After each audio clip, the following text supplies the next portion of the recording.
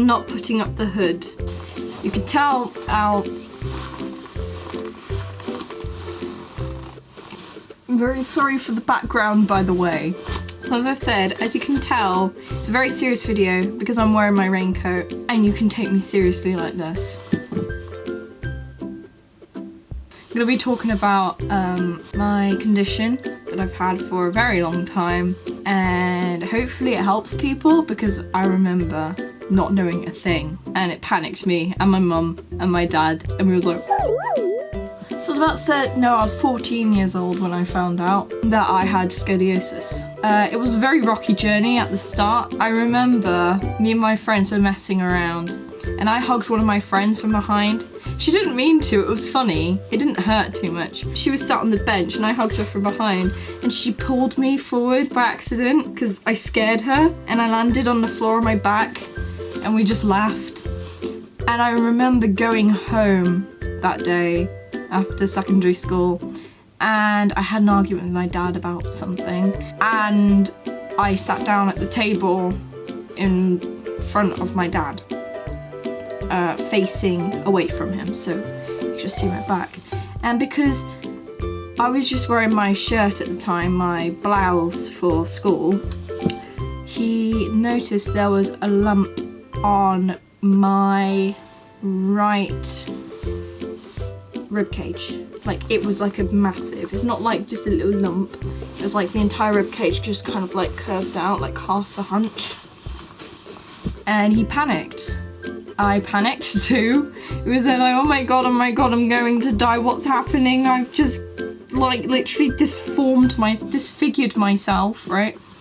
And my mum lay me on the kitchen floor and she was like patting my back down gently. She was like, oh my god, what is this? And obviously at the time it was scary and I cried, but now I just laugh at it because it was ridiculous. So we went to the GP, booked an emergency appointment, and I won't name this doctor, but this doctor's misdiagnosed my mum.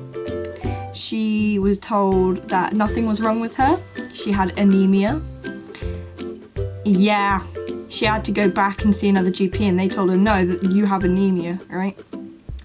I went to this GP not knowing that he misdiagnosed anyone. He was usually all right. They were usually okay with diagnosing people. But with me, he said to my dad, do you have any like documents, like any photos of when she was a kid? Because, you know, if she was in a swimming costume or anything where you can see her back quite clearly. And he says, no, because I have always been close with my parents. So they would have noticed if there was anything wrong with me since I was a young child. And I'm quite lucky that my parents, I'm so close with them, because they said no, my dad said, she hasn't been like this before, it's just popped up. And he said, no, it's fine, it's been there your whole life, blah, blah, blah, blah. I was thinking, I'm pretty sure I haven't had half a lump on my back before. Like, so we left and I started to feel some discomfort. I don't know if I previously dismissed it or if it was just popping up because I knew I had something wrong with me, but it was uncomfortable. It was like an ache in my back, and it was usually between my rib cage, in my rib cage, not the lung itself, but you could feel it right here. I could feel it there. You can see I've still got a bit of a lump, but not as much as I used to. And so my dad said, right, we're gonna book you another GP appointment. And I'm so glad he did, otherwise my life would be completely different. I went in, we saw another doctor, another GP, sorry. And she said, can I have a look at your back? I said, yes, of course. And she goes, this looks like adolescent scoliosis. And she said, you really need to go get this checked out. You should be booked in as soon as possible. I was like, what's scoliosis? I had no clue. Like, now looking back on it, I'm so surprised that I didn't know, because my friend told me, I'm not sure if this is right, but 1 out of 12 people have scoliosis, which is actually a big number compared to what I thought it would be. I went back home, my mum was happy with that, and it gets worse. It gets worse and more annoying, it's not the NHS's fault. It's just certain aspects. Like the whole NHS thing, I'm not on one side or another, right? But certain places and certain people within the NHS can cause it to have a bad name. But I was put into Oswestry. This GP, bless her heart, she sent off these documents to Oswestry and nothing was said. You could tell something was off. So we sent it off again. I think we had a different GP after that. And he was like, right, I will resend that and actually say something because you need to get checked out because my scoliosis was quite prominent. They finally turned around and said, oh, we lost your document. And usually people would be like, oh, okay, it's a big place. But my friend's younger sister, she was experiencing scoliosis at the same time. And she said, but that's what Birmingham said to us. We got into Oswestry. I got into Oswestry, sorry. It was quite chilled out. I'd never been in a hospital like that for myself for that sort of severity. It's not severe, but it's just like, it's a spinal condition. Anything can happen. I was so worried about it because my mum was driving us there. Oswestry is like on the edge of Wales. Oswestry is on the border between Wales and England. The staff were so nice. I have anxiety and OCD, which I'll explain in another video, but they were so good at calming my nerves. I can't thank them enough. I can't take myself seriously seeing myself in the viewfinder with this glorious piece of clothing on. They were so kind to me. Me and my mum have no sense of direction whatsoever, but they were so helpful. What they did for me was they did an x-ray. I don't know which appointments these are, it just gets blurred. I know I've had two to three x-rays, or maybe even 4. I've had 1 MRI and loads of appointments with the surgeon. The surgeon, I again won't mention his name, but he was so helpful to me. I couldn't have asked for anyone better, to be honest. I went in for my surgery. It was year 10.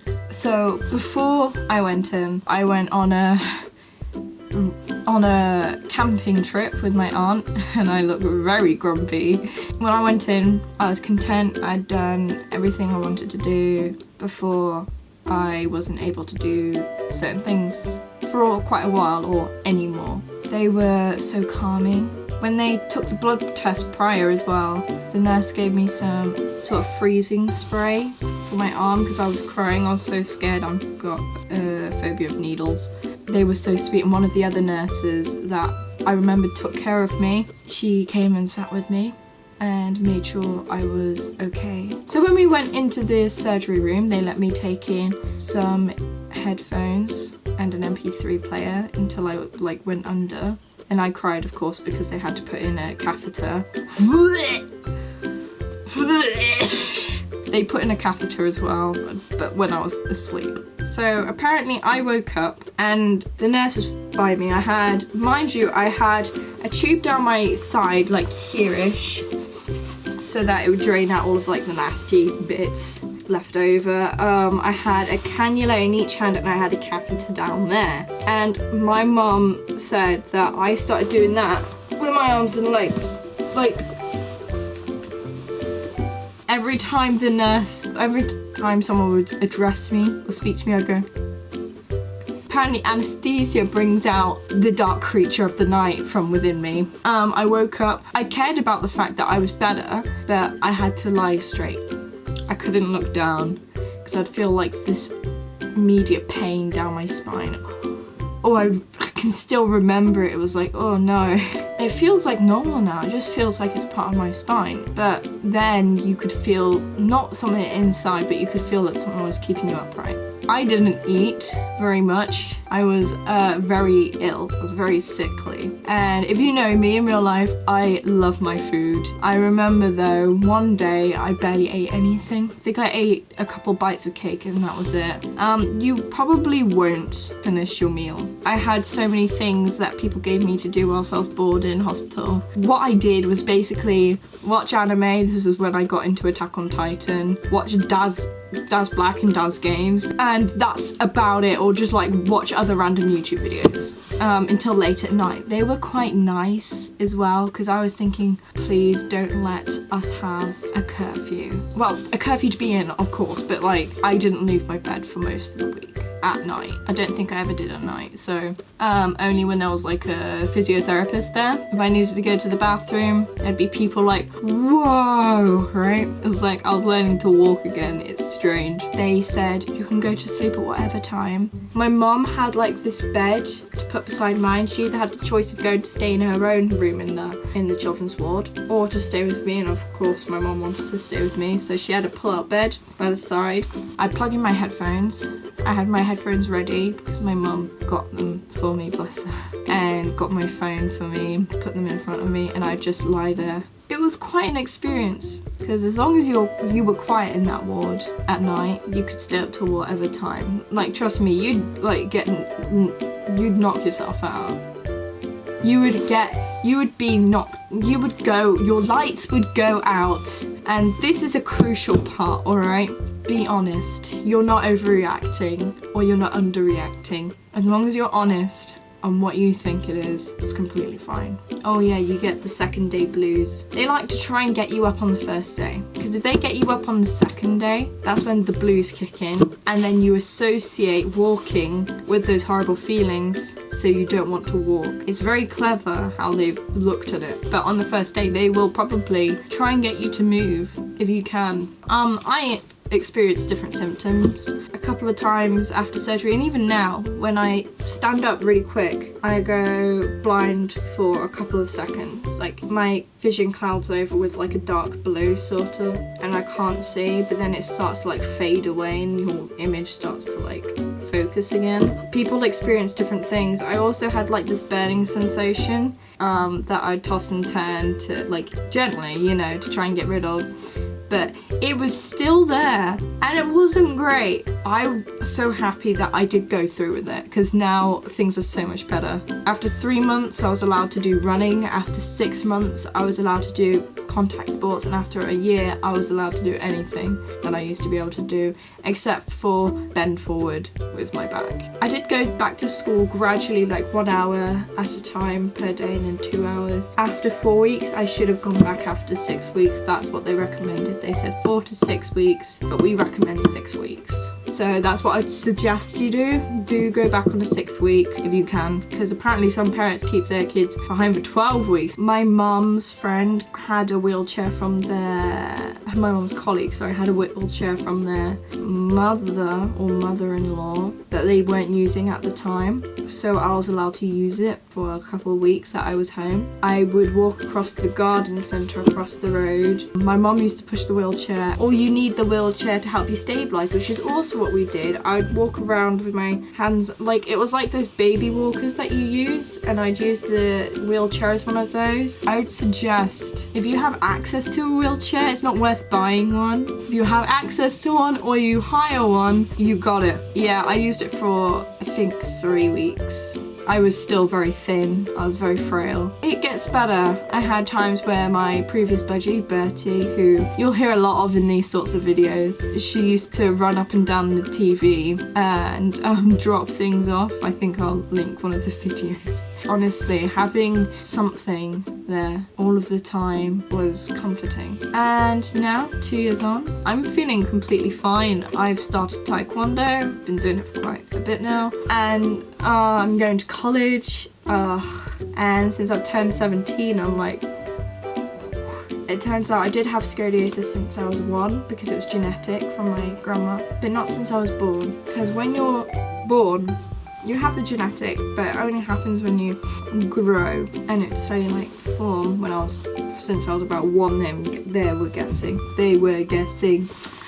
When you hit your teenager growth period, that's why most scoliosis cases show up in adolescence, because on a graph, so you go along with the growth, and when you hit your teenage years, spikes. And another thing that I didn't know, the surgeon asked me when I started my period, my first period, and I was thinking, and he told me and my mum that it's 18 months roughly after you start your first period is when your spine stops growing. He didn't want to use growth rods, which is what they will use surgically, the implant rods, and then surgically I think it was every 6 months, they open it back up and then readjust the rods and then close it back up, and then when you reach the age of when your spine stops growing, they take out the growth rods and they put in the proper rods.